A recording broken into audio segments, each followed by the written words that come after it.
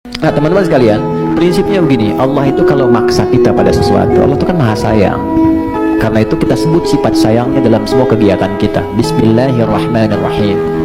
Ya Allah, aku kerjakan perbuatan ini karenamu, yang dengan sifat kasihmu begitu dalam. Kalau aku salah, sayangi aku, luruskan perbuatan aku ini.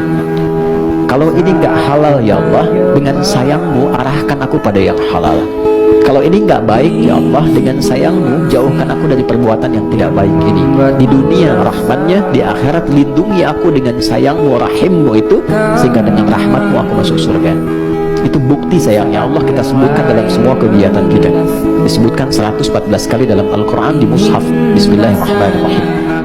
Saya mau bertanya, jika suami belum terbuka terkait keuangan, gaji yang diperoleh per bulan, jarang sekali mengabarkan terkait hal itu. Kiranya bagaimana Ustaz? Lalu jika suami diam-diam menghutangi temannya, ibunya, tanpa sepengetahuan persetujuan anak, bagaimana Ustaz? Ini perlu diketahui fikihnya ya. Istri itu bukan direktur keuangan dalam rumah tangga. Yang kalau suami mau beli bensin harus di ACC dulu sama istri, tanda tangan. Yang kalau suami mau beli pulsa harus ngajuin proposal dulu ke istri. Anda itu manajer keuangan, suami Anda direktur keuangan. Yang namanya manajer ngapain? Budgeting, evaluating, managing. Jadi kewajiban istri di rumah ngapain? Catat kebutuhan rumah tangga. Oh, beli sabun, sampo, sikat gigi, sabun cuci piring, skincare. Tulis, Pak Su. Nah ini anggaran bulanan kita. Tolong ACC. Oh ini nggak perlu, coret. Ini perlu, boleh, oke. Tanda tangan. Nih duitnya. Gitu. Itu namanya direktur kepada manajer, kan gitu. Bukan yang mau beli bensin dong, minta duit. Mau beli pulsa, minta duit. Gaji semua store istri. Bukan begitu. Ingat Allah katakan ar-rijalu qawwamuna 'alan nisa dalam surah An-Nisa ayat 34. Laki-laki itu pemimpin. Pemimpin itu ngapain? Ngatur, ngasese, leader, pembimbing, pengasuh, pengayom, itu leader. Qawwam itu gitu. Sehingga istri tidak memiliki tugas untuk mengetahui semua tentang keuangan masalah suami. Enggak memiliki kewajiban. Jadi nggak harus semuanya tahu. Di luar itu harus beli apa? Beli apa? Kemarin tadi. Oh, beli permen. Beli apa? Nggak harus semua tahu. Justru kalau tahu semua, Anda akan pusing. Karena kebutuhan suami pun terkadang tidak cuma istrinya saja. Terkadang dia perlu beri hadiah untuk orang tuanya. Kalau orang tuanya masih mampu. Kalau orang tuanya tidak mampu, dia perlu memberi nafkah kepada orang tuanya. Selama kebutuhan primer dalam rumah tangga tetap terpenuhi, maka Anda tidak perlu khawatir, wahai istri. Jangan sampai istri ingin menguasai semua suaminya. Ingat, suami Anda itu bukan milik Anda. Milik siapa? Milik Allah. Dan istri Anda pun, wahai suami, bukan milik Anda, tapi milik Allah. Jadi jangan sampai kita merasa memiliki padahal itu bukan milik kita. Kita harusnya merasa dititipi dan diamanahi. Menatap dalam kelam, tiada yang bisa kulihat selain hanya namamu, ya Allah. Esok ataukah nanti, ampuni semua salahku, lindungi aku dari segala. Hendaknya wanita mencari laki-laki yang memiliki iman kepada Allah, tauhid kepada Allah, laki-laki yang takut kepada Allah, bukan hanya sekedar casing. Dan dari sini kita memahami bahwa mendapatkan laki-laki yang seperti itu memang nggak mudah. Anda nggak bisa mengandalkan kecantikan Anda, secantik apapun itu sama sekali bukan faktor penentu. Anda nggak bisa hanya mengandalkan kekuasaan Anda dan kedudukan Anda. Anda butuh pertolongan Allah Subhanahu Wa Taala. Kau tempatku meminta, kau beriku bahagia, jadikan aku selamanya hambamu yang selalu bertakwa. Ampuniku ya Allah, yang sering melupakanmu, saat kau limpahkan karuniamu dalam suriaku bersujud. Bisa jadi seorang hamba Allah haramkan sebuah rizki dikarenakan dosa yang dia lakukan. Kita ini terkadang menganggap yang namanya ikhtiar itu hanya usaha, kalkulasi, hitung-menghitung dunia. Itu ikhtiar yang baik. Tapi ikhtiar yang paling besar adalah kita mengangkat tangan dan mengemis di hadapan Allah. Itu ikhtiar. Siapa bilang doa tidak ikhtiar? Siapa bilang istighfar tidak ikhtiar? Siapa bilang bertobat kepada Allah tidak ikhtiar? Siapa bilang menjauhkan dosa tidak ikhtiar? Amal soleh itu ikhtiar yang menguatkan ikhtiar dunia kita. Bahkan bisa jadi ikhtiar doa lebih dahsyat daripada ikhtiar tenaga. Kalau Rasulullah SAW, wahai Mu'adz, maukah engkau aku ajarkan satu doa yang kalau engkau baca itu, engkau punya utang, walaupun sebesar gunung Uhud, Allah akan melapangkannya. Cari Quran surah ketiga, Ali Imran ayat 26. Allahumma malikal mulki tu'til mulka man tasha wa tanzi'ul mulka mimman tasha wa tu'izzu man tasha wa tudhillu man tasha biyadikal khair innaka ala kulli syai'in qadir. Kemudian teruskan, rahmanad dunya wal akhirah wa rahimahuma tutihim man tasha wa tamna'u minhum man tasha aghnini bi rahmatika ya Allah, lapangkan aku, kayakan aku ya Allah, berikan aku kecukupan yang melapangkan aku dari urusan-urusanku bi rahmatika, dengan rahmatmu, dan dengan rahmatmu aku mohon yang bisa melapangkan keadaan hartaku untuk melunasi utang-utangku. إني كنت أتنفس أنا الأكسجين بلاش، الحين أتنفس الأكسجين بفلوس. يا الله، أقول لك هذه من النعم المنسية، والله من النعم المنسية فعلا يا أبو محمد. يا الله، الحين بفلوس، الحين أتنفسها بفلوس أكيد. طيب ما تقدر تروح وتجي؟ لا والله ما أقدر، ناقص أكسجين، والله مني ما أطلع من البيت بالشهر. يعني معناته يا جماعة الخير أنتم الآن في نعمة في بسيطة. أكيد إنه أي واحد ما يدخن ترى بنعمة، اللي يجلس مع مدخن ترى يقول السلام على رئته، حتى لو الجلوس مع مدخن. الله يعطيك الصحة. Kalau kita lihat di kebanyakan keluarga, kalau orang tu sudah tua, dia suka sangat suruh tidur. Yalah, saya pun mengantuk juga nak tidur. Tapi saya lapan, saya tak mau tidur. Kalau kita tidur, kalau kita jadi lemah. Lutut-lutut kita tak ada exercise. Jadi kita lepas tidur, lama-lama sangat tidur, nak bangun pun tak larat, tak kuat. Satu lagi perkara, pemikiran kita.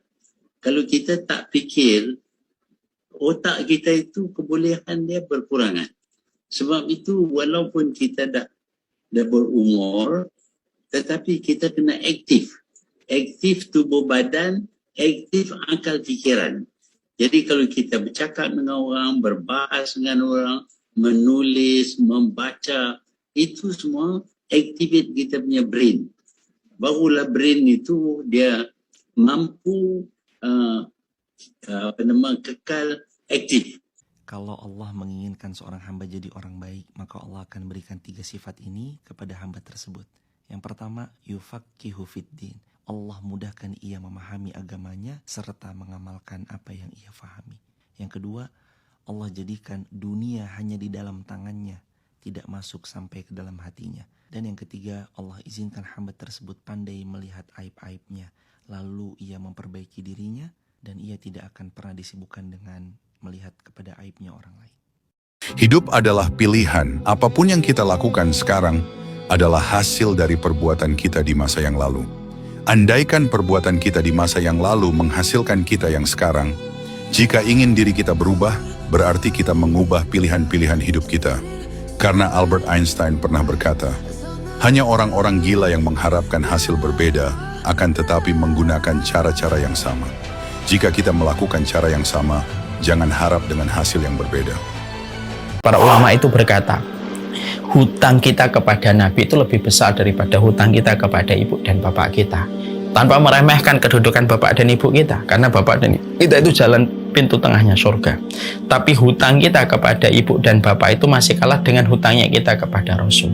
Hutangnya kita kepada Nabi gimana nggak besar. Akhirnya kita tahu jalan neraka dan mana itu jalan ke surga itu dengan adanya Rasulullah. Akhirnya kemudian kita nanti bisa mendapatkan syafaatnya Rasulullah kalau kita melakukan perbuatan-perbuatan yang bisa menjadi syarat untuk mendapatkan syafaatnya Rasulullah. Itulah Rasulullah. Dan tidak ada yang lebih bisa mengalahkan dari selamatnya manusia dari pinggir neraka menuju kepada surga kecuali itu yang paling besar. Makanya hutang kepada Rasulullah itu hutang yang paling besar. Karena beliau telah berkorban dengan seluruh apa yang beliau miliki untuk memberikan ajaran langit yang Allah ridhoi dalam kehidupan umat manusia.